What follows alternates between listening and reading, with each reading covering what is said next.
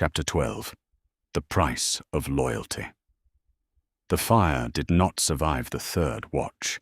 When the embers of the calcified warden bark finally collapsed into grey silt, the darkness of the Blind Wedge closed over our root cage with the slow, suffocating pressure of rising water.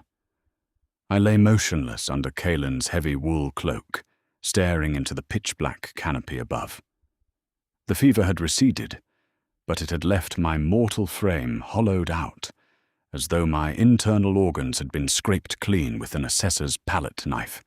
Every breath was an abrasive, dry friction against my ribs, tasting intensely of old iron and that permanent, bitter grease of copper coating the roof of my mouth.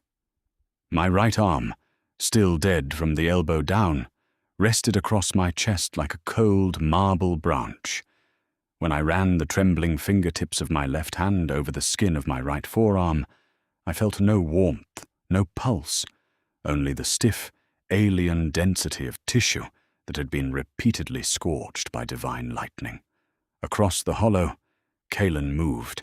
His boots made a wet, sucking sound against the spongy loam as he rose to his feet. In the dim, pre-dawn gloom, I could see the silhouette of his broad shoulders, rigid and unyielding against the pale ivory bark of the banyans. He was wrapping fresh strips of torn linen around his forearms, biting down on the cloth to pull the knots tight over the deep, jagged lacerations where his warped sword had bitten into his flesh during the warden's assault.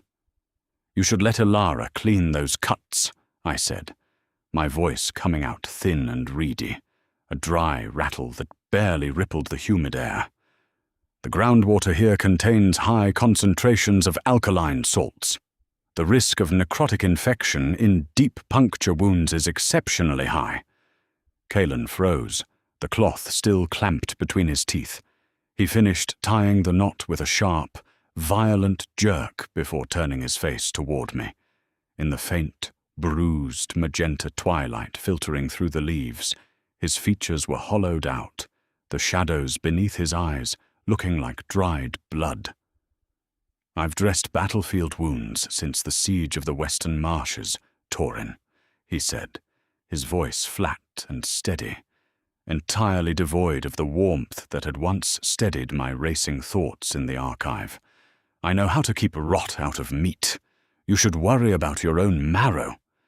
He picked up his pack, checking the straps with those same rhythmic, mechanical snaps.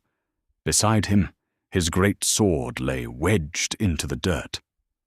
The 40-inch blade was a ruin, its tempered steel bent into a sickening, fluid wave, the silver inlay along the fuller stripped and blackened by my aura. It was no longer a weapon of the Radiant Tribunal. It was a physical monument to my own defection, a twisted iron bar carried by a soldier who had nowhere left to stand. Elara stirred from her crouch at the edge of the root wall. Her amber eyes were bloodshot, tracking the upper canopy with that same restless, predatory calculation. Her fingers never drifted more than an inch from the boned pommels of her daggers. "The air is changing," she murmured, wiping a greasy film of moisture from her brow with the back of her sleeve. "The lilies. The smell is gone, but the ground is getting harder. The mud is drying into chalk." I pushed myself up onto my left elbow, my spine groaning with an ancient, calcified stiffness. I unbuckled my leather pack, reaching into the side pouch to draw my horn inkwell and a fresh strip of vellum. My fingers trembled so violently that I nearly spilled the dark fluid into the dirt. I needed the metric. I needed to see a clean, straight line of black ink to prove that the world was still quantifiable. I dipped the bone quill, its splintered shaft bound crudely with twine, and pressed the nib to the page. 19th day of the transit, I wrote, forcing the letters into the rigid, upright script of the Dawn Spire Chancellery. The perimeter of the Blind Wedge narrows. Distance to the abyssal rift estimated at 14 leagues. Atmospheric pressure rising. Cognitive friction between vessel and... The ink stopped flowing. I blinked, rubbing my temples with the heel of my palm. The nib was touching the vellum, but the black fluid had frozen. It did not bleed into the grain. It began to rise, forming tiny, perfectly vertical black needles that vibrated with a high, subaudible whine. A clerk's diary on the edge of the furnace, a voice murmured. The intrusion was not a roar. It was a sudden, freezing vacuum that opened directly behind my breastbone, instantly extinguishing the mundane smells of marsh water and old sweat. The air in the root cage grew suffocatingly dense, pressing against my eardrums until the sound of Kaelen's breathing was lost beneath a wall of celestial static. In my nostrils, the bitter tang of copper was obliterated by that cloying, overwhelming sweetness of decaying white lilies and the sharp, artificial bite of ozone. My heart hammered against my ribs like an iron piston striking a cracked block. No, I thought, my left hand locking into a white-knuckled vice around the quill shaft. The warden is dead. I broke the connection. You are dormant. A circuit is never dormant, Torin, the patron whispered, its tone like silk dragging across a razor's edge, echoing in the deepest vaults of my consciousness. A circuit merely waits for the voltage to rise. Look through the timber. The variables are closing the perimeter. I forced my head up. The vertigo was immediate, a violent concussive surge that tilted the forest 45 degrees. My vision split into that terrifying, dual geometry. Superimposed over the twisted ivory trunks was an immense, multi-layered latticework of glowing, iridescent purple vectors, and descending through the canopy, moving along those exact mathematical lines, came 4 distinct nodes of concentrated blinding gold, not monsters, not beasts of the wastes, men. "Patrol!" Elara hissed, her body dropping instantly into a flat crouch against the loam. Her amber eyes were wide, dilated with raw primal panic. "High Tribunal Inquisitors, silver plate, full mantles. They aren't tracking our dust.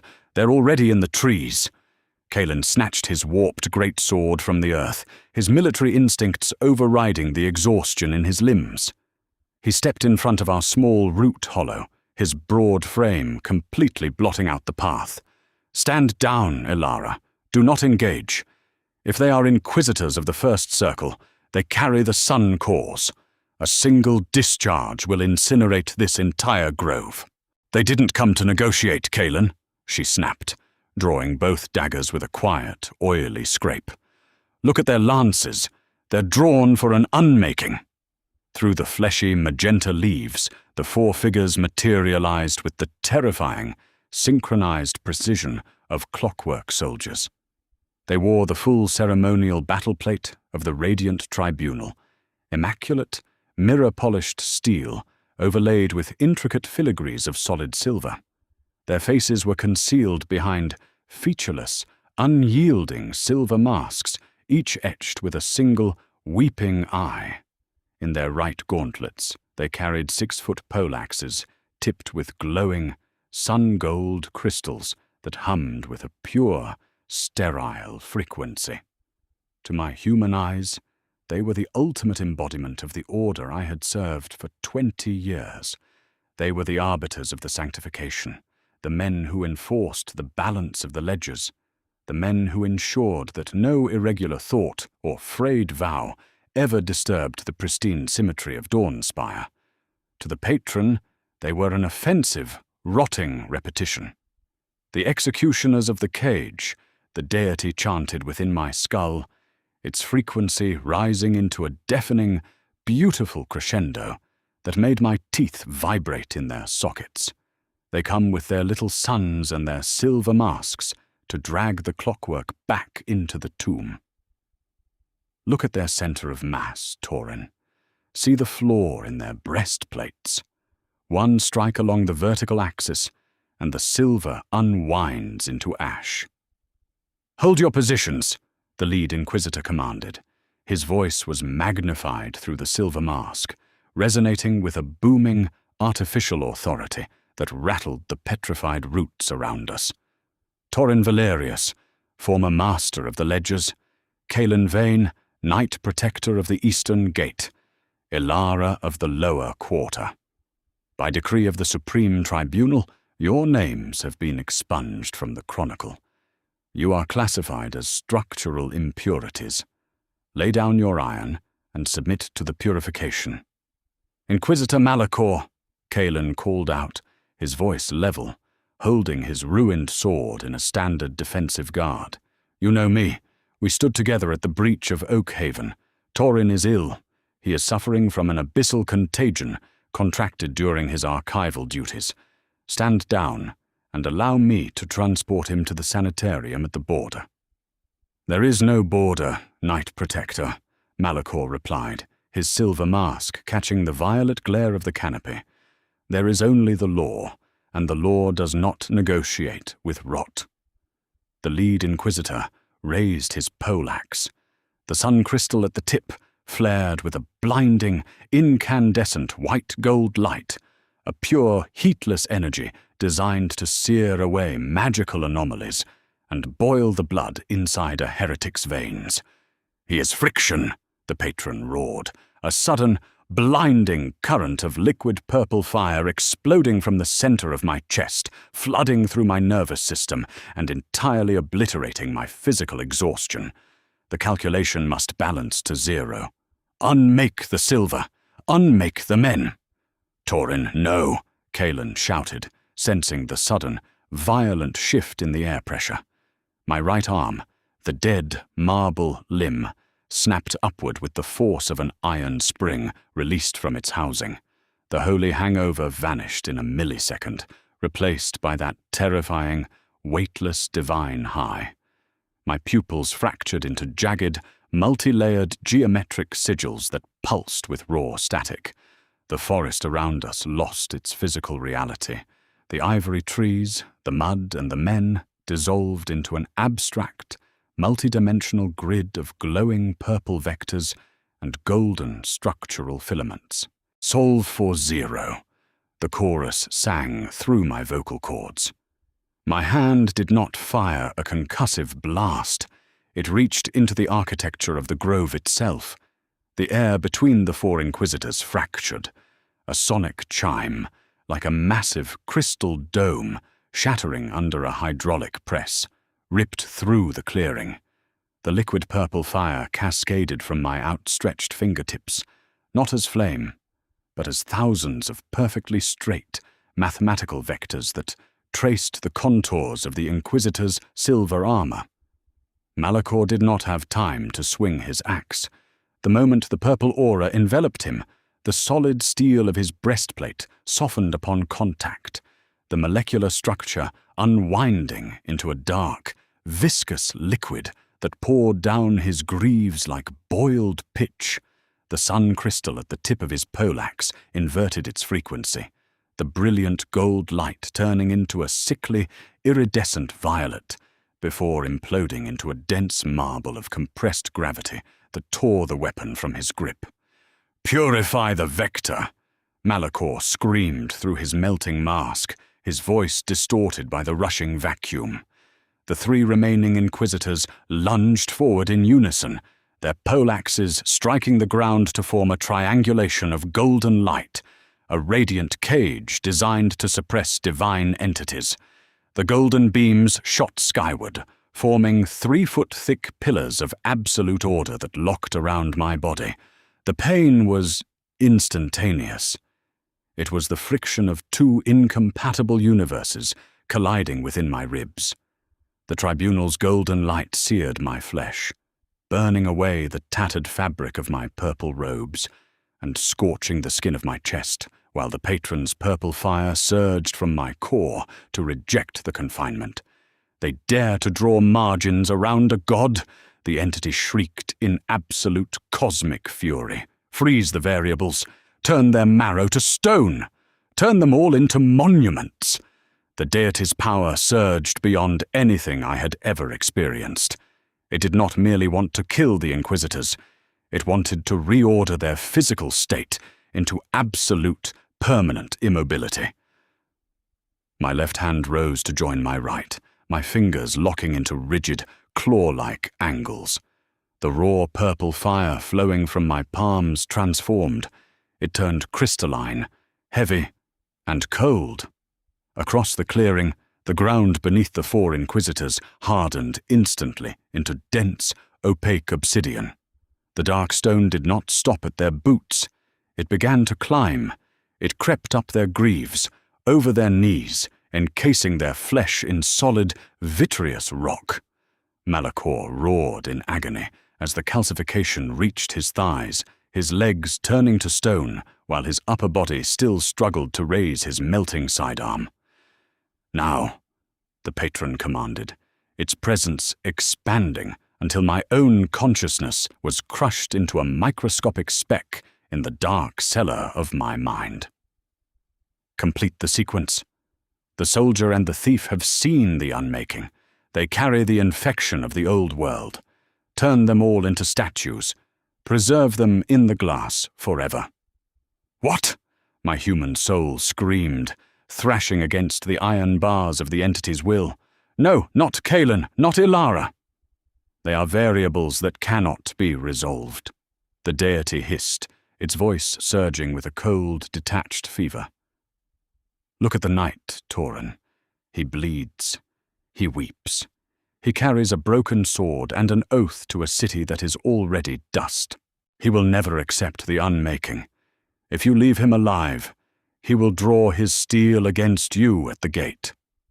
Petrify the column. Balance the room."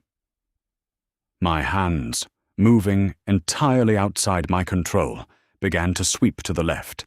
The crystalline purple wave shifted its trajectory.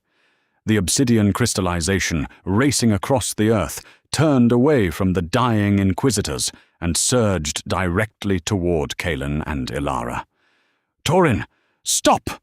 Elara shrieked, scrambling backward as the creeping black stone touched the toe of her boot, instantly freezing the leather into brittle, unyielding obsidian. She slashed down with her dagger, shattering the crystallized leather, but the wave kept coming, a solid sheet of advancing glass. Kaelen did not run. He stepped directly into the path of the wave, planting his heels into the soft earth, raising his wave-bent sword to shield Elara. "Torin!" he roared, his voice cracking with a terrifying mixture of heartbreak and defiance. "Look at me! Look at what you are doing! I took an oath to you, not to the god. To you!" The purple crystallization reached his greaves. The stone climbed his shins in a fraction of a second, locking his knees, turning the steel plates of his armor into cold, permanent obsidian. His fingers tightened around the hilt of his great sword as the calcification reached his waist, creeping toward his chest. I saw his face through the violet haze. He wasn't looking at the magic. He was looking directly into my fractured, geometric eyes. There was no hatred in his gaze, only that same, uncalculating, stubborn loyalty that had made him stand in my study 20 years ago. "Seal the heart," the patron chanted, the frequency rising to a deafening shriek. "Snap the spring, finish the statue." "No!" The scream tore from my mortal throat, a raw, bloody explosion of human will. I did not reach for the patron's logic. I did not try to redirect the vector along an approved mathematical line. I did what every desperate clerk does when a ledger is irrevocably ruined. I destroyed the page. With every ounce of human love, terror, and fury left in my dying soul, I wrenched my wrists inward and slammed my own palms together, crossing my dead white right arm over my bleeding left forearm in an absolute, violent short circuit. I forced the incoming torrent of the patron's unmaking power directly into the rigid, golden pillars of the Inquisitor's radiant cage. Two absolute opposing forces, the infinite, chaotic unmaking of the void, and the immovable, sterile order of the Radiant Tribunal, collided at a single point 3 inches from my face. The result was not a spell. It was an implosion. The world didn't explode outward. It caved in.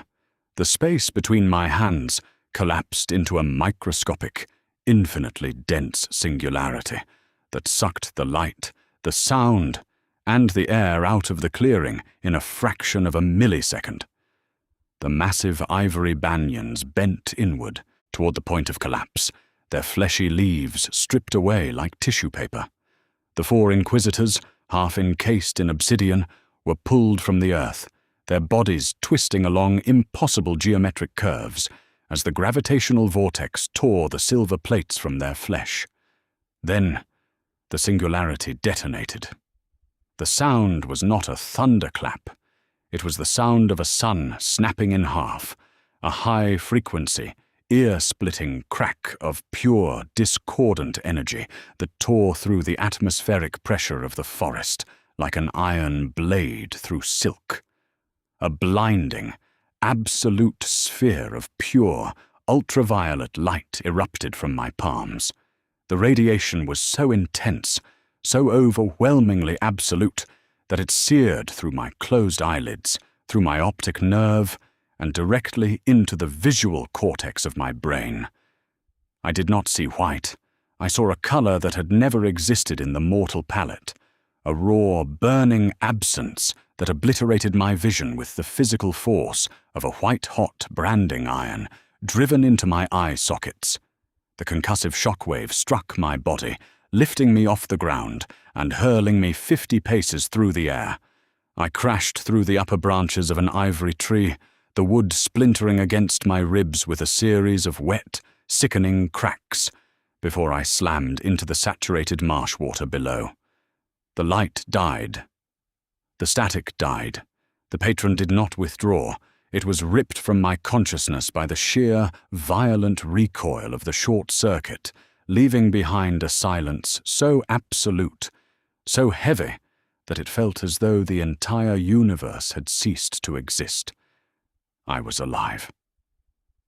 That was the first, terrifying realization that filtered through the screaming agony of my nervous system. I was lying on my back in 3 inches of cold, sulphurous mud. My chest was heaving in violent, shallow gasps, each inhalation bringing a mouthful of clotted, copper-flavored blood that choked me. Every bone in my upper torso felt cracked or displaced. The pain was a vast, throbbing fire that pulsed in perfect synchronization with the frantic hammering of my heart. I opened my eyes. Nothing. I blinked. I wiped my face with the trembling fingers of my human left hand, smearing away the cold, greasy mud and the sticky fluid leaking from my nose. There was no light, no twilight, no bruised magenta canopy, no glowing amber sap, only an impenetrable, suffocating, absolute blackness. "Kaelen?" I called out, but the sound that left my throat was a pathetic, wet croak that barely traveled a foot in the heavy air. I strained my ears, but my hearing was ruined. A high, sustained, deafening pitch, the lingering acoustic trauma of the implosion, screamed in both eardrums, drowning out the world beneath an ocean of high-frequency white noise. I was blind. I was deaf. I was trapped in a sensory tomb of my own making. The holy hangover hit me then, not as a weight, but as an execution. The hollow, sucking vacuum in my chest imploded with such ferocity that my back arched off the mud, my spine popping in uncontrollable, rhythmic convulsions. A cold, greasy sweat drenched my tattered clothes, freezing instantly against my skin.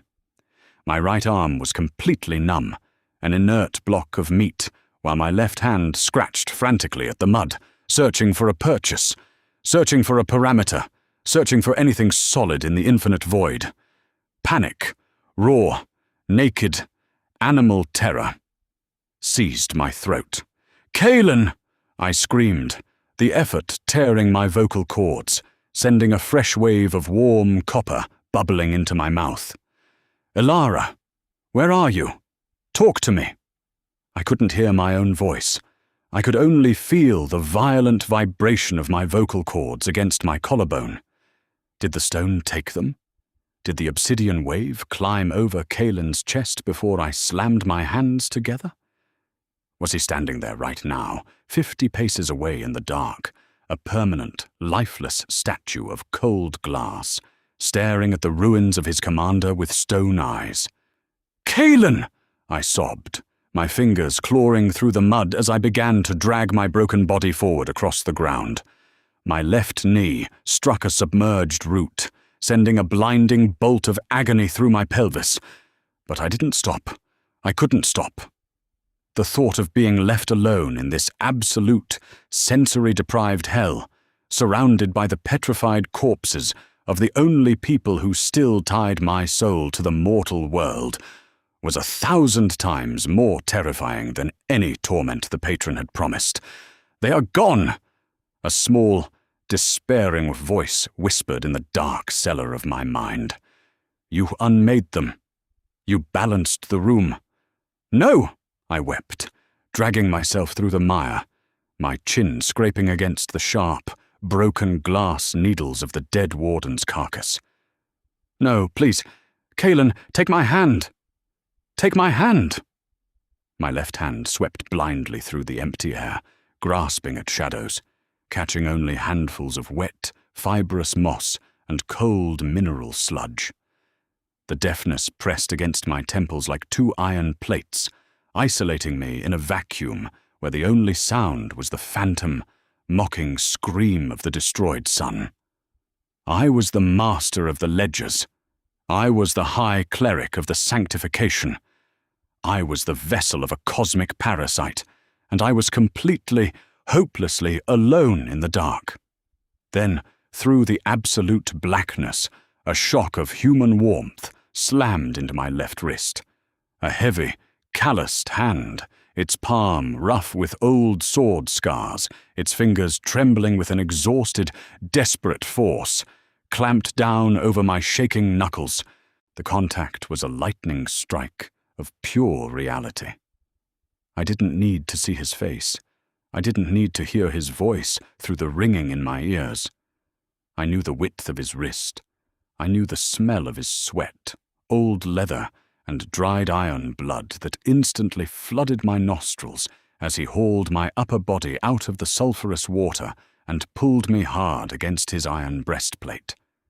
"Kaelen," I gasped, burying my face into the torn, blood-soaked linen of his shoulder, my left hand clutching at his collar with the frantic, terrified grip of a drowning child.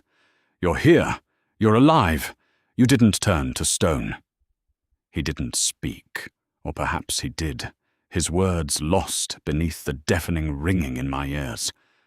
But I felt the deep, rhythmic rise and fall of his chest. I felt his large, trembling hand press firmly against the back of my neck, holding my head steady against his shoulder, anchoring my shattered mind to the mortal earth. A second pair of hands touched my brow, smaller, nimble, the fingers smelling of blade oil and bitter sap. Elara. She pressed a water skin to my lips, tipping a small, precious stream of cool water into my mouth, washing away the bitter taste of copper and bile. I lay there in the dark, held upright between the soldier and the thief, shivering uncontrollably in the cold swamp air. My sight was gone. My hearing was ruined. My body was a shattered framework of broken bone and scorched marrow. In the deep, wounded silence of my soul, the patron lay coiled and silent, banished for a moment by the absolute price of my defiance. I had chosen my friends over my God, and as Kaelen lifted me into his arms, carrying my broken, blind frame through the weeping darkness of the forest of whispers, I knew with a terrifying, permanent certainty that the God would never forgive the debt.